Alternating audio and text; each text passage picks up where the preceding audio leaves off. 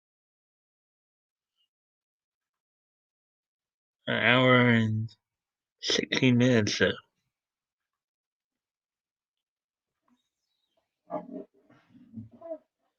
Let's see. The movie Shinkansen Henkei Robo Shikalion, the movie, a miraculous fast Alpha X that comes from the future, further proves Shinji and Hayato's encounter may not have been only a dream.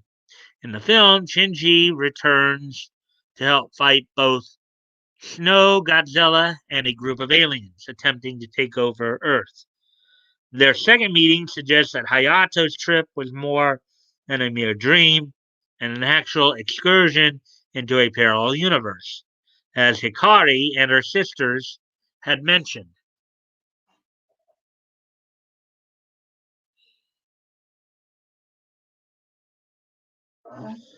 While the idea of Shinji appearing in something like Shinkalion seems weird on paper, Hideaki Anno, Evangelion's creator, loved the concept as he is a big fan of trains and had also collaborated on a real world Evangelion bullet train. Plus, seeing Shinji happily fight monsters in Shinkalion is a nice bonus for parents who grew up with the legendary anime. Not to mention the commendable amount of Evangelion references they could fit into the episode while keeping it suitable for Shikalion's age demographic.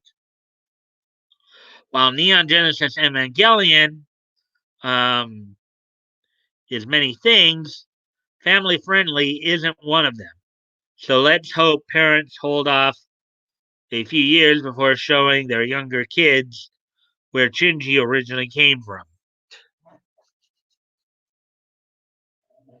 And that's it for that. Excuse me a moment, guys. I gotta go off camera here for a sec.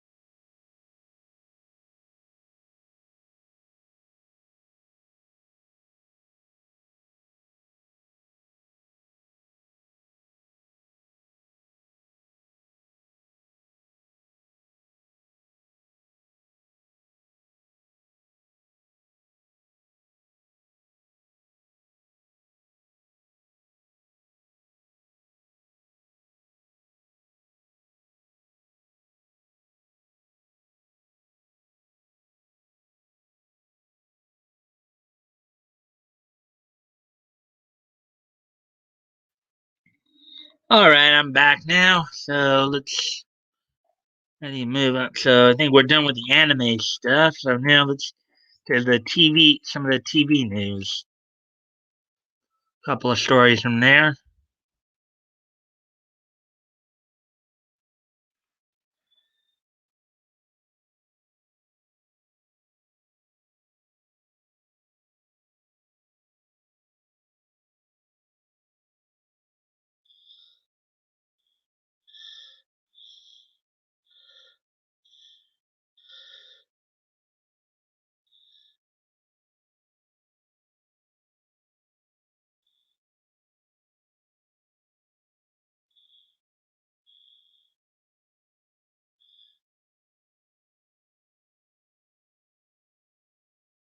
Okay, so here's the first one. Caught my attention for the film and TV side of or TV side of things.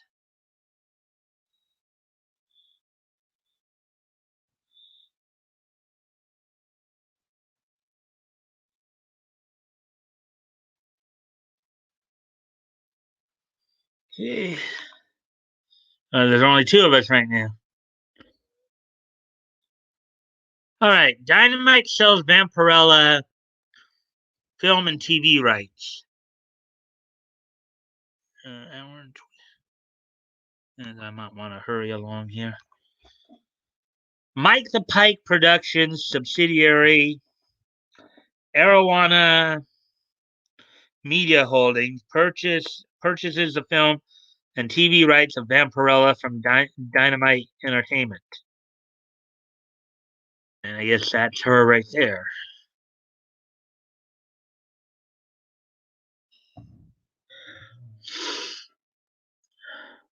Dynamite Entertainment has sold the film, television, and streaming rights to one of its most beloved properties, Vampirella.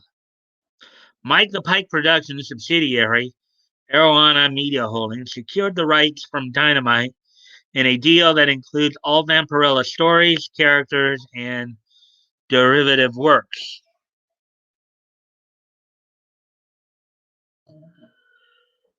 We are thrilled with the opportunity to bring this amazing character to screen in a big way.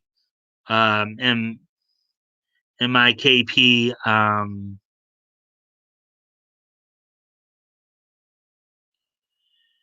CEO and producer Mark B. Neubauer said in a statement.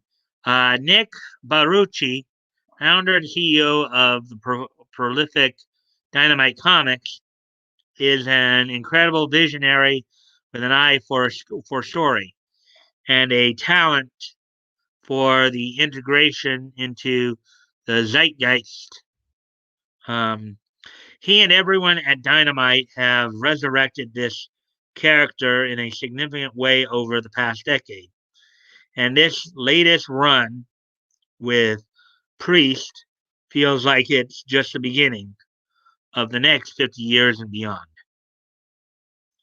We are truly grateful for the faith and support of Dynamite, Nick, and their reps, including producer manager Ford Gilmore of Illuminati Entertainment. Let's see. Created by Forrest J. Ackerman and Trina Robbins, Vampirella debuted in 1969's Vampirella #1 from Warren Publishing. Since then, the character's rights have gone to Harris Productions and finally Dynamite in 2010. In Dynamite continuity, Vampirella works with Dracula to thwart a revolution led by his former disciple. Though the title has been relaunched several times since then, a previous Vampirella film adaptation was released in 1996 with Talisa Soto playing the eponymous vampire. I believe she also was Katana in the I think the Mortal Kombat film. So it's Mike the Pike Productions. So that was a pretty quick article. Oh yeah, it looks like even though we went long on some. Let's see. Still here. As I recall, EBS did some Vampirella artwork at some point. Sweet. Oh, I had to let Chi out of the house. Was that your cat or your dog?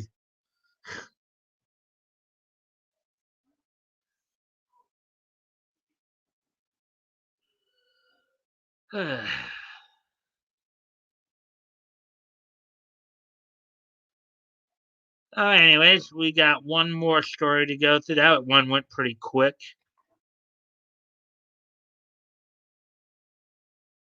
And there it is. There's the next story.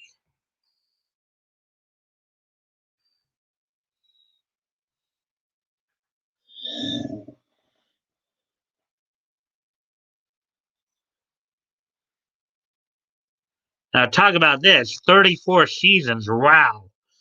So, The Simpsons renewed through season 34 at Fox. The Simpsons has been renewed at Fox, which brings Homer, Marge, Bart, Lisa, and Maggie back for the historic seasons 33 and 34 through 2023, which are at least records, I think, for animated series. I think it's a record for an animated series. Um, Maybe not for a I think like The Price is Right, for example, the new Price is Right has been around longer than that, but probably a number of for an animated series, that's definitely got to be a record. The Simpsons has scored a two-season renewal by Fox, bringing the hit animated series back for seasons 33 and 34 through 2023. Woohoo! With any luck, the show will soon be older than I am, Homer is quoted as saying once learning of the news.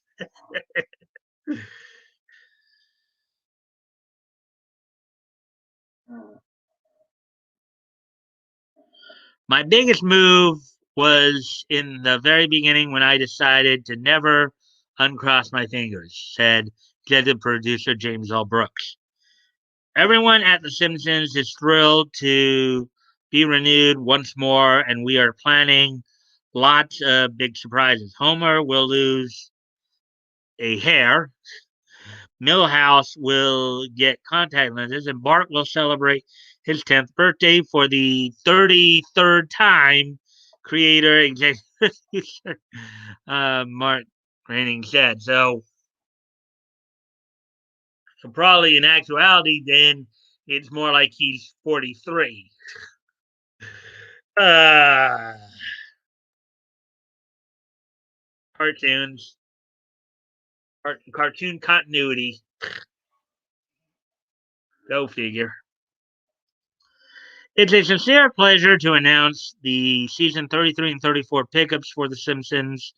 Um, we keep hoping that eventually they'll get it right, said Charlie Collier, CEO of Fox Entertainment. Profound respect for and congratulations to Matt, Jim, Hal, and many other wonderful partners working really hard to finally elevate the Tracy Ullman show. As they say, practice makes perfect. Yeah, the Tracy Ullman show was where the Simpsons originally came from. They originally were a segment on the Tracy Ullman show. But think about that. Now, granted, we know Marshall Wallace, who voiced. I know there were probably at least a couple of actors who had been part of the show did pass away. Marshall Wallace was one of them. She had voiced Miss Krabappel. Um, I think Tress MacNeille also may have passed on as well. But think about that. Some of these people have been like Yardley Smith been at it for like 30, voicing Lisa Simpson for like 33, 34 years here. You know, author Dan Castellano, Nancy Cartwright, Hank Azaria, people have been at this for a long time. That's incredible. Phil Hartman, of course, did some voices very early on, and of course, we know he passed on as well. You know, well, but anyways, remember when The Price is Right had a fan that tracked the show's pricing for items, and after decades, he finally got to play, and he scored big time. Laugh out loud. Drew Carey called it cheating. That happened on The Price is Right, because I don't know if it happened on The Price is Right. Now maybe that's a bit more current, but I do know something like that happened on Press Your Luck. I can't remember the guy's last name, but his first name was Michael. So Michael something. Oh, Michael Larson. That's who it was. Michael Larson. Michael Larson was the guy who basically studied the patterns on Press Your Luck, and when he finally got on, basically just won and all the producers, everybody was like, the show took 2 days to actually finish because he just kept going. There was no way he could actually lose. I mean, he kept flying. But Press Your Luck, correct. Hey, Batgoat, welcome to the stream, man. It happened on The Price is Right. Well, it may have happened both. The only one I knew of was Press Your Luck. But if it happened, well, you're saying that Drew Carey said it was cheating. Maybe it happened on a recent Price is Right. Really, I don't watch The Price is Right a whole lot.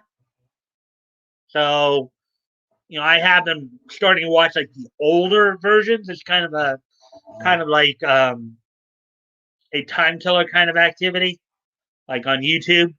But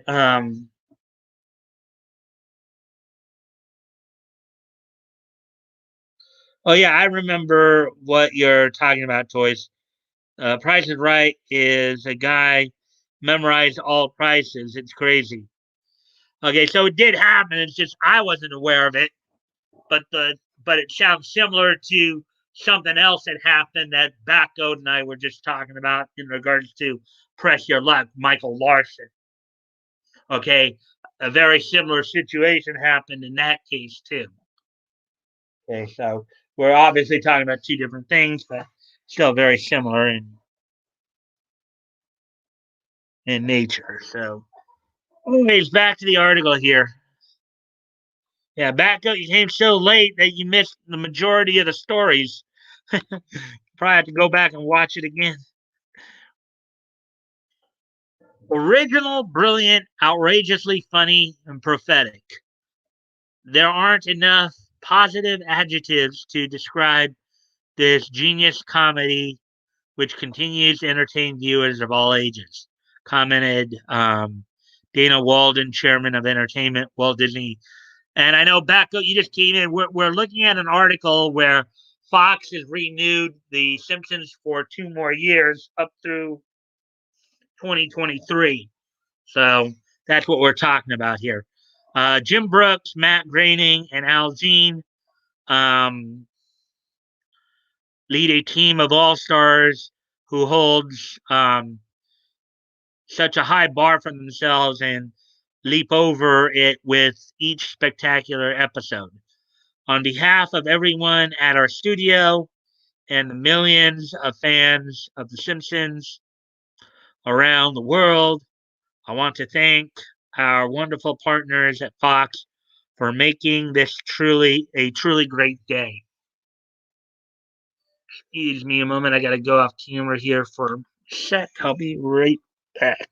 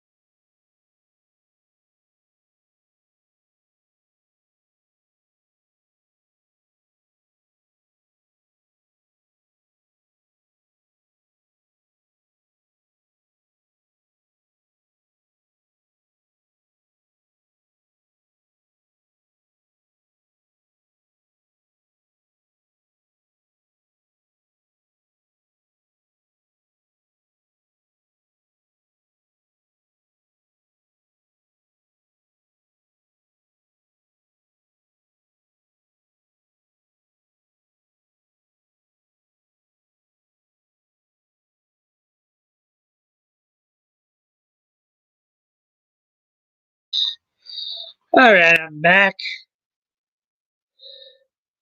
Let's see what's been going on here. Uh, More comments came in.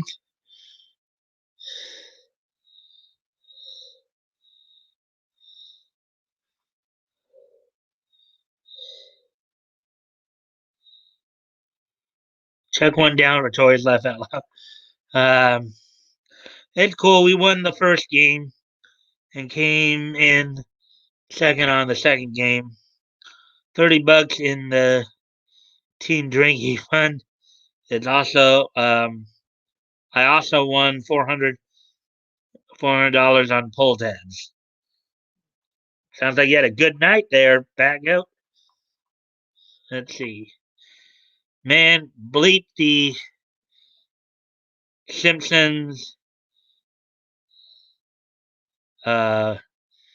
women parts. I'm embarrassed of my tat. Okay, what's wrong with the Simpsons? Matt Groening is an SJW female dog. I never watched it anyway, okay, no, I did watch it for a while there, but not really regularly. Just I never really was into it though. So $400 for the team drinking fund or the Bat Goat glassware fund. Sorry for swearing. The team won $30. I won 400, but paid my buddy's tab. Laugh out loud. ah.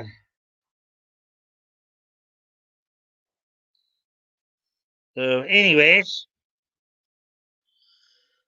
back to the article here.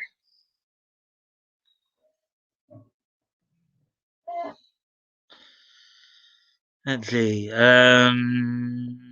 are we? Okay. The Simpsons premiered in 1990 and is currently the longest running primetime scripted show in television history. Okay. The Emmy Award, Annie Award, and Peabody Award winning animated comedy began season 32 this past September, and will celebrate a landmark 700 episode with the all new episode Manger Things, airing Sunday, March 21st at 8 p.m. East, or Sunday, March 21st at 8 p.m. Eastern Pacific.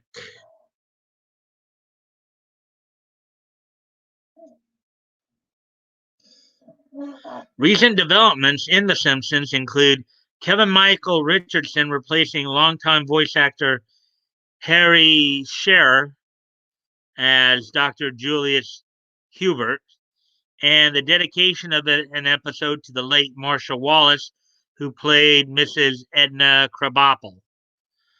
Yeah, as I had previously mentioned, I didn't know that Kevin Michael Richardson was. Again, I don't follow the show too much, so but considering this is pretty significant. The Simpsons stars the voices of Dan Castellaneta, Nancy Cartwright, Harry Shearer, Julie Kavnar, Yardley Smith, and Hank Azaria. Um, New episodes air Sundays at 8 p.m. Eastern Pacific on Fox. Now, some of these actors also were involved in the comedy Herman's Head too. So, so that's all the stories that I got for you tonight. Yeah,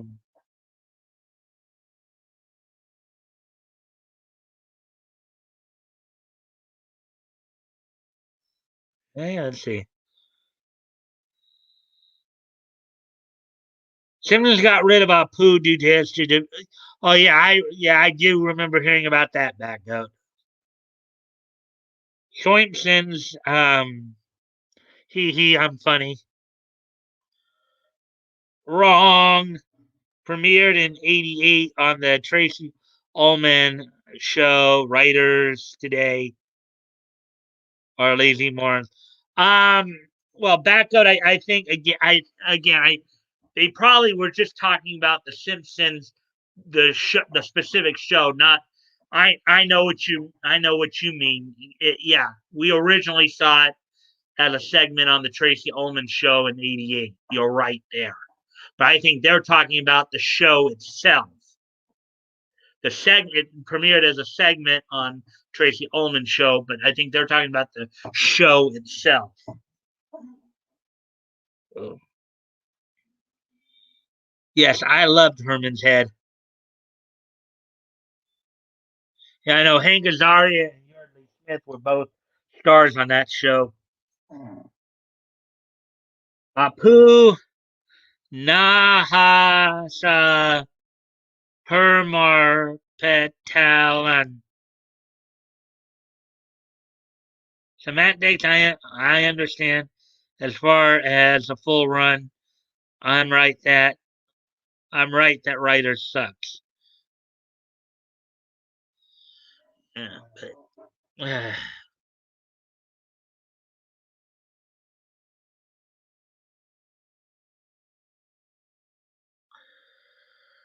yeah. So, anyways, so that's it for the main stories of the night, guys. Yeah, we had a pretty kind of slow night. uh, oh, Batgoat, you missed earlier. Minecraft Boy did come back. Um, albeit he has a new avatar now. He's no longer a Minecraft Boy. He's now I not so wolf. So don't know why he's got the new avatar, but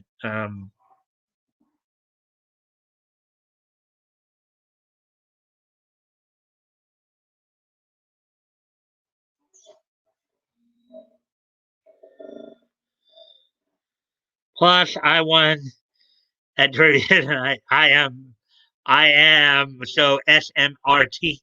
What are you doing? You now claiming residence in the fifth dimension there, Batgoat?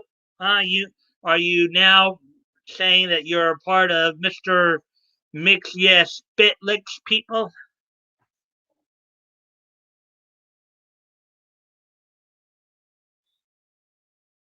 I'd like to butt a vowel.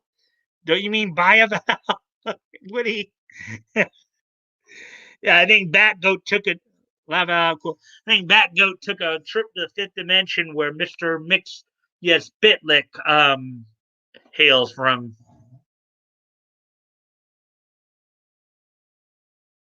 I meant mess more beer needed.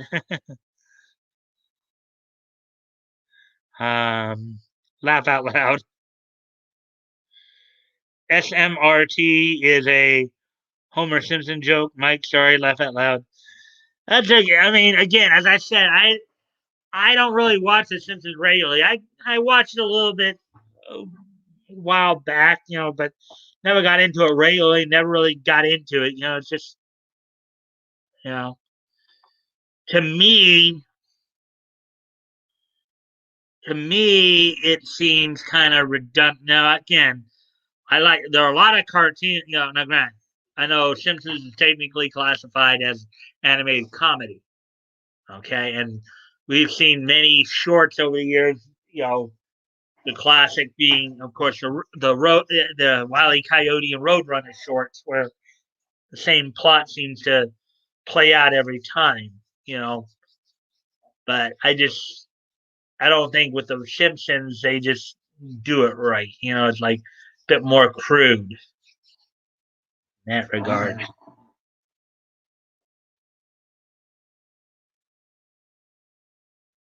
Famous episode, you guys. You can find that in a 2-second search. Hey, just got home, going to eat and relax. Yep. Wow, we're already up to an hour and 46 here. Simpsons has the highest global audience of any show we've talked about. Prove me wrong. Well, I can't prove you wrong because I think you're right there.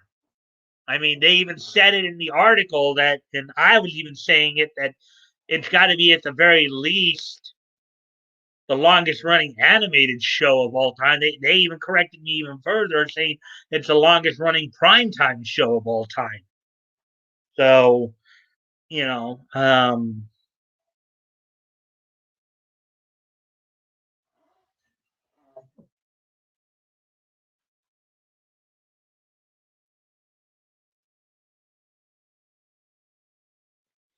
Simpsons is literally iconic, just saying, yeah, Anon, Simpsons legendary around the world,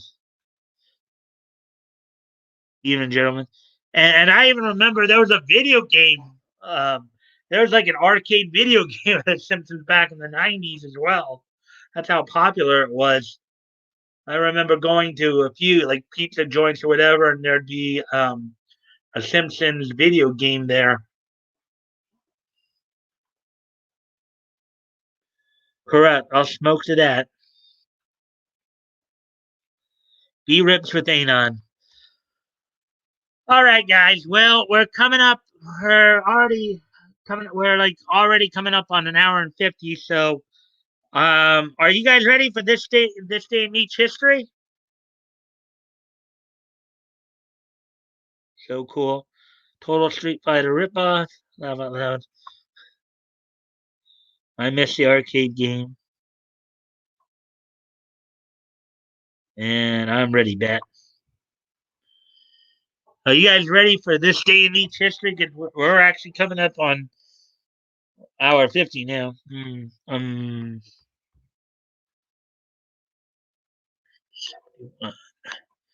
81,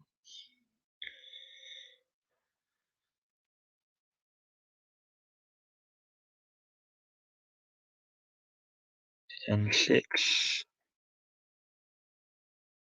16.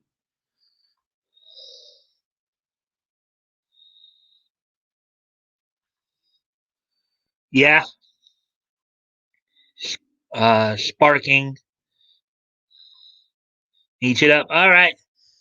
So, anyways, today being Wednesday, March the 3rd, 2021, let's take a look back on this date in each history. And the first stop we are going to make, of course, is we're going to go back 50 years. As on this date in 1971, Charlton Comics would release both fifth issues of the Jetsons, which of course featured the Jetsons as well as Pumpkin Puss, and also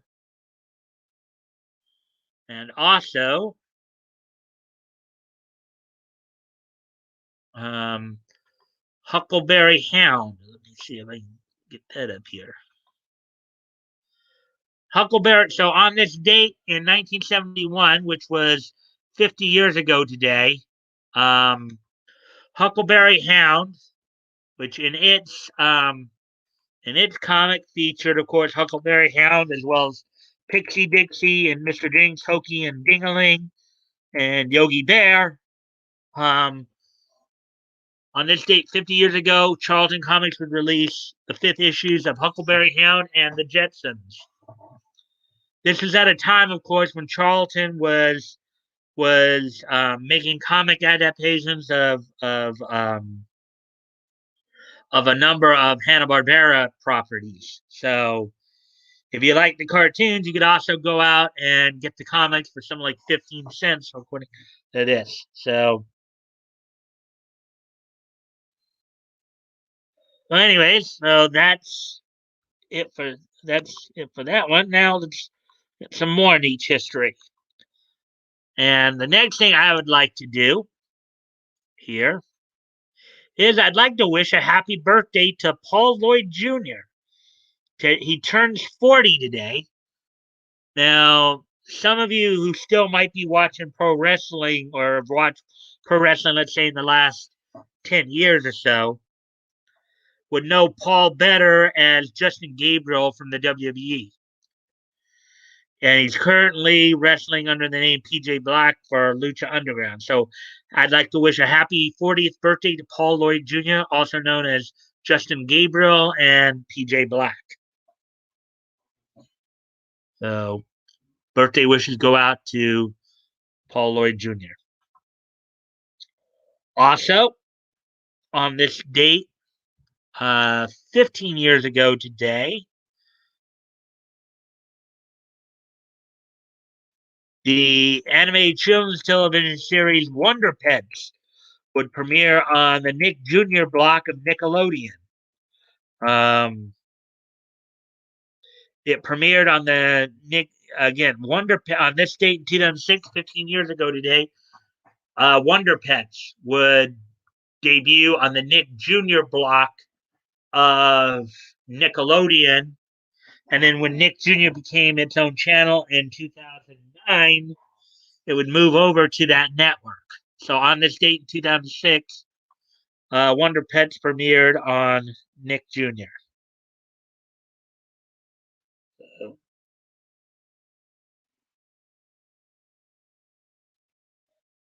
Yee yee. Oh, my darling Clementine, you are lost and gone forever, and your shoes were number 9. Mm. So anyway, that so Wonder Pets premiered on the Nick Jr. block of Nickelodeon on this date 15 years ago, and then for the last piece of niche news here, on this date, 5 years ago today, the Naruto Shippuden anime arc Itachi Shiden, translated as Itachi Shiden Book Light and Darkness, would premiere on this date in 2016, 5 years ago today. This arc was based on a novel written by Hayato Date. So on this date in 2016, 5 years ago today, the anime arc for Naruto Shippuden, Itachi Shiden, let me go read. Shinden Hen would premiere on this date in 2006. So that's all that happened on this date in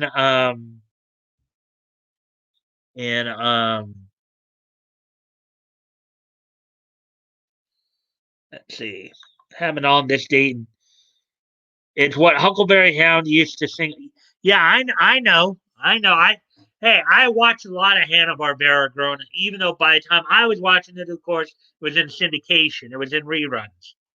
But yes, I saw Huckleberry Hound and Yogi Bear, and remember, Yogi's First Christmas is my all-time favorite Christmas special. So I know Hanna-Barbera. Yum, lemon rips on Toip of a decent beer buzz, with the final words way off key. Yep. Huckleberry was a pimp. Oh, my darling. Oh, my darling. Oh, my darling Clementine. You were lost and gone forever. Faithful sorrows, Clementine.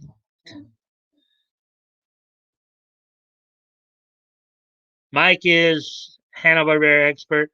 I can vouch, laugh out loud. Well, remember, hey guys, look, remember, I actually have a profile video on on the Mike episodes about, I think it's back somewhere in the high 80s, low 90s. I have a profile of Hanna-Barbera Studios among some of the other classic, classic videos you guys can watch anytime. So, anyways, so don't forget this Friday, Batgoat will be joining me, and we'll be getting into February of 1937 of the historical comic retrospect. We get back into that. I do look forward to seeing you guys there on Friday as well as tomorrow night. As for now, as we're coming up on 2 hours here, I will hopefully see you all tomorrow night. Bye.